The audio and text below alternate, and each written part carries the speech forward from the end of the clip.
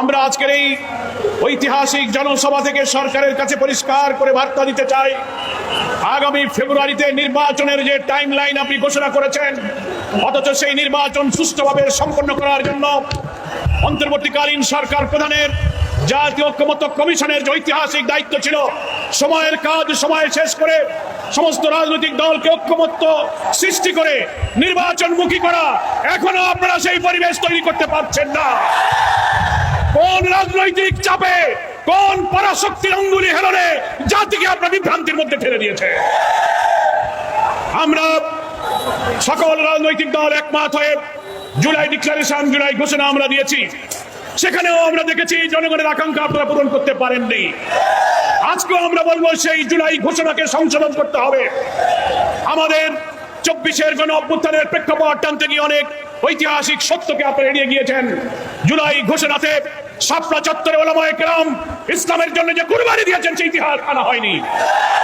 সেখানে পিলখানার কাহিনী আনা হয়নি। আলেম ওলামা ইসলামী জনতার যে ঐতিহাসিক অবদান জুলাই অভ্যুত্থান ছিল সেটাও আনা হয়নি। আপনারা এটাকে সংশোধন করবেন।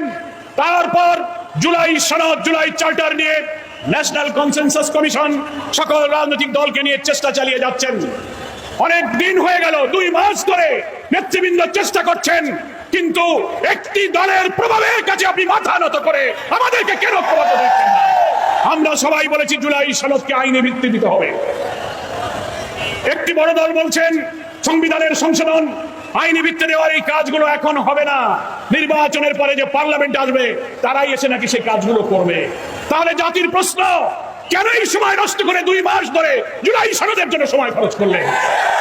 এর পেছনে নিশ্চয়ই অসৎ উদ্দেশ্য আছে। কারা পার্লামেন্টে যাবে আগামী নির্বাচনে, ক্ষমতা জনগণ কাদের হাতে দিবে সে মহান আল্লাহ পাক ভালো জানেন। তার আগে, ক্ষমতায় যাওয়ার আগে যারা দোকানপাট, টেম্পল স্ট্যান্ড, বাজারঘাট দখল শুরু করেছেন, তারাই জোর করে ক্ষমতায় যাওয়ার ফন্দি ফিকিরের জন্যই জুলাই সনদের আইনের বাস্তবায়নকে আপনারা বিলম্বিত করছেন।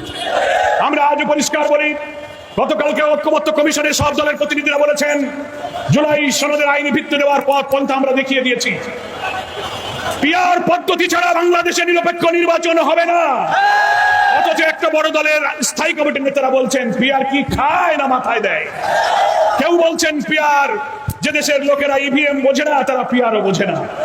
আমরা আশ্চর্য হই, রাজনৈতিক নেতৃত্বের প্রজ্ঞার, চিন্তার, দূরদর্শিতার এত সংকট। আপনি ইভিএম মেশিনের সঙ্গে পিআরের তুলনা করেন। ইভিএম হচ্ছে একটা মেশিনের নাম, ইলেকট্রনিক ভোটিং মেশিন। সেটা হলো একটা মেশিন, একটা যন্ত্র। আর পিআর হচ্ছে প্রপোর্শনাল রিপ্রেজেন্টেশন।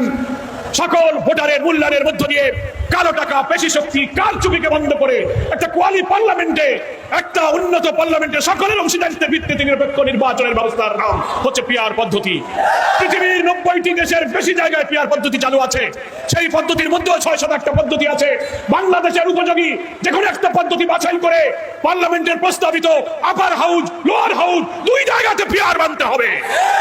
তা না হলে ঐক্যমত্য কমিশনে আমরা যারা পিআরের পক্ষে, জুলাই সনদের পক্ষে বিচারের দাবিতে আজ ঐক্যবদ্ধ হতে যাচ্ছি, ইসলামী দল এবং দেশপ্রেমিক দল, এই দাবি আদায় না হওয়া পর্যন্ত আমাদের রাজপথের আন্দোলন অব্যাহত থাকবে। দেশবাসীকে বলবো, আপনারা আন্দোলনের প্রস্তুতি গ্রহণ করুন। আজকে সাংবাদিক সম্মেলনের মাধ্যমে আমরা যারা এই সংস্কার কমিশনে পিআরের দাবিতে, জুলাই সনদের দাবি সহ বিচারের পর দ্রুত ফেব্রুয়ারিতে নির্বাচনের দাবি করেছি, তারা সাংবাদিক সম্মেলন করে আন্দোলনের কর্মসূচি আমরা সবাই ঘোষণা করেছি। এই আন্দোলনে আমরা থাকবো। অবশ্যই ভিন্ন অপরাধীদের বিচার করে জুলাই সনদের জন্য আমরা যে প্রস্তাব দিয়েছি, দেশের বেশিরভাগ জনগণ পিআর মানে, অথচ একটা দল বলছে কেউ মানে না। নো, বিভিন্ন সংস্থা সার্ভে করেছে 70% বেশি জনগণ পিআরের পক্ষে আছে। ঐক্যমত্য কমিশনের 31টা দলের মধ্যে 25টা দল পিআরের পক্ষে আছে। তারপরে আপনি কেন দেবেন না? আমরা বলেছি যদি জনগণের মতে দিতে চান, প্রয়োজনে গণভোট দেন, রেফারেন্ডাম দেন। জনগণ যদি পিআর মানে তো আপনাদেরকে মানতে হবে। তা না হলে আমরা বলেছি আপনারা স্পেশাল প্রভিশনাল একটা কনস্টিটিউশন অর্ডার, বিশেষ সংবিধান আদেশ দিয়ে আপনারা এটাকে আইনি ভিত্তি দেন। তার ভিত্তিতে নির্বাচন না করে যদি তালবাহানা দেখান, একটি রাজনৈতিক সংকটের দিকে দেশকে যদি ঠেলে দেন, জাতির সামনে মহা দুর্যোগ অপেক্ষা করছে। আমরা জামাত ইসলামীর পক্ষ থেকে ইসলামী আন্দোলন বাংলাদেশ এবং তার সম্মানিত আমির, বাংলাদেশের তৌহিদি জনতার প্রিয় নেতা মুফতি সৈয়দ মোহাম্মদ রেজাউল করিমকে মোবারকবাদ জানাই। জাতির রাজনীতির এই সংকটকালে ইসলামী দল শক্তি ঐক্যের কাণ্ডারি হয়ে জাতীয় ঐক্যের পথে তিনি যে অসাধারণ ভূমিকা রেখেছেন, আপনি এগিয়ে চলুন, জনগণ ইসলামী নেতৃত্বের পাশে থাকবে। জামাত ইসলামীর পক্ষ থেকে আজকের এই সমাবেশে দেশবাসীকে, ঢাকাবাসীকে শুভেচ্ছা জানিয়ে আমি আমার বক্তব্য শেষ করছি।